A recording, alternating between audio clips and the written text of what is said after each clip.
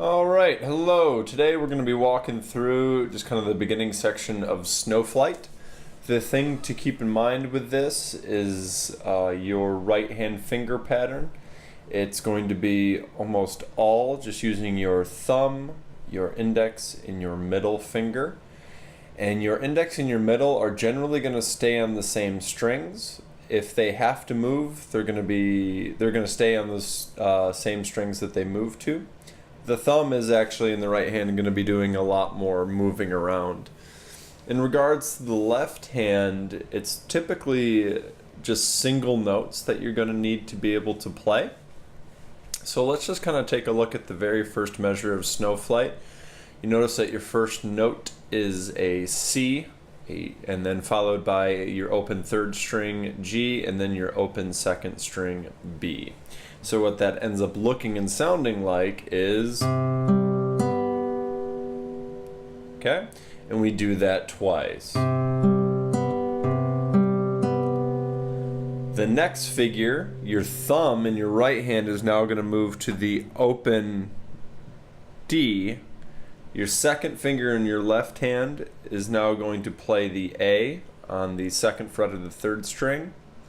And then we still have that open second string B. So that the last half of that measure is D, A, B, D, A, B. Okay, so that whole first measure, C, G, B, C, G, B, D, A, B, D, A, B. For the next measure, it's pretty simple. Your right hand stays on the same strings. Your left hand, it's pretty convenient. You just move your second finger now to the second fret of the fourth string. So now instead of having it on the third fret, we move it down, or sorry, the third string, we move it down to the fourth string. So that ends up sounding like this. We have E, G, B, E, G, B, E, G, B, E, G, B. Good, so now I'm just going to play through that first line real quick. We have...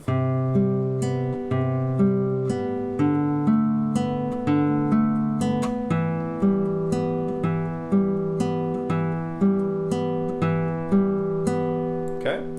Moving on to the second line, make sure that once that first line is completed, now your thumb and your right hand is going to move back to the fifth string, and your I and M fingers are now going to move, instead of playing on strings 3 and 2, you're going to move to 2 and 1. The bases for each one of these little chordal movements is going to stay the same. You're still going to have C on the fifth string.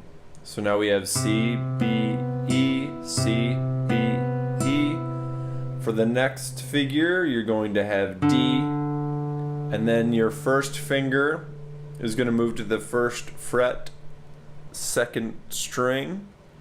You're going to have D, C, E, D, C, E, followed by your second finger moving to the second fret of the fourth string, E, B, E, E, B, E, E, B, E, E. Nice. So let's play up until there. So starting on the second line, we're going to have first fret of the second line, that is, C, B, E, C, B, E, D, C, E, D, C, E, E, B, E, E, B, E, E, E. Now, noticing the next note, you remember that you do have an F sharp in the key signature, so you're not going to have an F natural. Instead, you're going to grab that F sharp on the fourth fret of the fourth string. Your thumb and your right hand for this is actually already set up from the previous chord. So you have your F sharp, B, E, F sharp, B, E. This is the easiest one, doesn't even involve the left hand. You have G, B, E, G, B, E.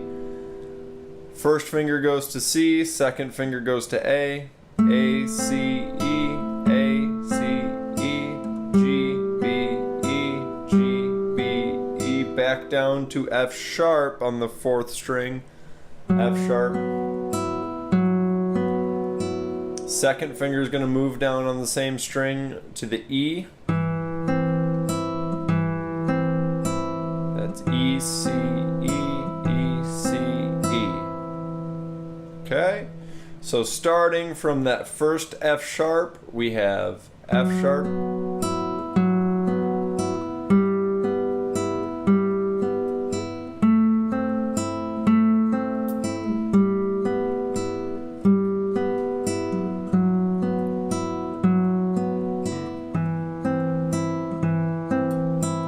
Now for the next thing, we're going to have open D string. Second finger is going to grab the A on the 3rd string. And then if you'd like to, you can use your 3rd finger. I kind of find that to feel a little awkward. I actually like to use my pinky. So I use D, second finger grabs the A, pinky grabs the D on the 2nd string. So we have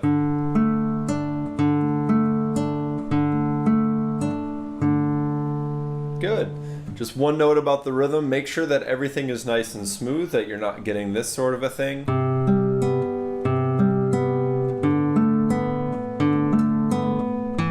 Right? We're in 12/8, they're all 8th notes.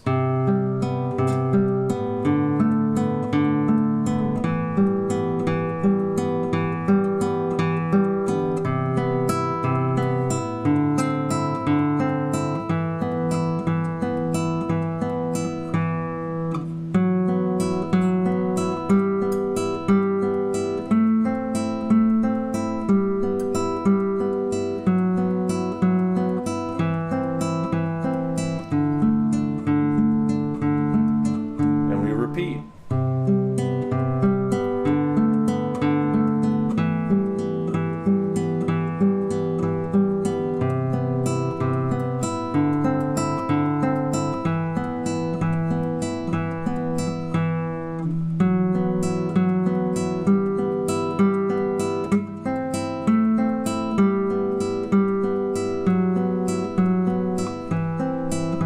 Second ending. Good. Let me know if you have any questions.